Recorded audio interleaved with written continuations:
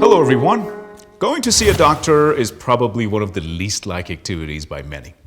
But with modern medicine, we can probably count ourselves lucky that we can get adequate treatment for most ailments. Avicenna was a Persian philosopher, scientist, and polymath. He was born in 1980 CE in a city called Bukhara, which is now in modern-day Uzbekistan. He is best known for his revolutionary medical and philosophical ideas. Avicenna wrote around 100 books during his life, many of which were used well into the 20th century in both the Muslim and European world. Probably his most famous book is considered to be Al-Qanun fi al-Tibb, or the Canon of Medicine.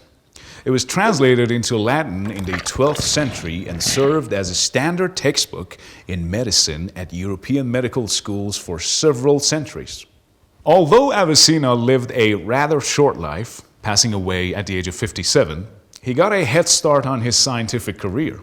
He is known to have memorized the entire Quran by age 10 and far surpassed his tutors in the study of logic, physics, mathematics, and metaphysics not long after, and continued his philosophical studies on his own. By age 16, he took up the study of medicine, which he also aced in no time, and wrote his famous canon by age 21.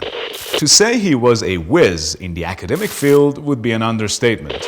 But what really set him apart was not necessarily the fact that he was a child prodigy, or the fact that his medical advice was, well, useful, but the fact that he kept on thinking outside the box. His academic career was especially furthered through the help of Sultan of Bukhara, who gave him access to the royal Samanid library as a token of gratitude, since Avicenna had cured him from a disease that perplexed the court physicians. The story goes that the Prince of Persia was suffering from depression and refused to eat or drink. His severe malnourishment and depression led him to have hallucinations, a condition called melancholia at the time.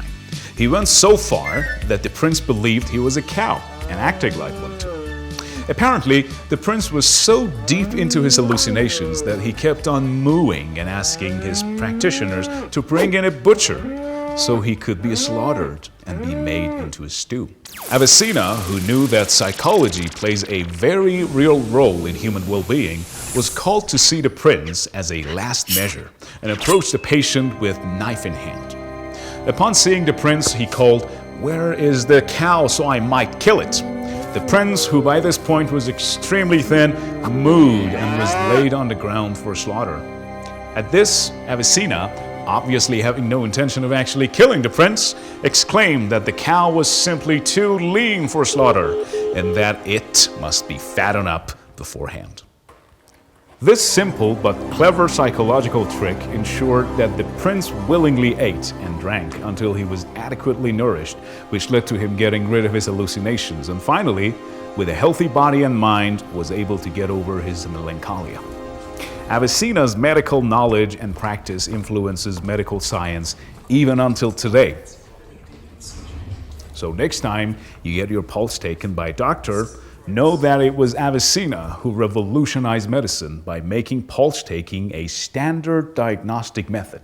In fact, he was able to correctly diagnose that a woman in the court was lovesick by taking her pulse and asking her pointed questions.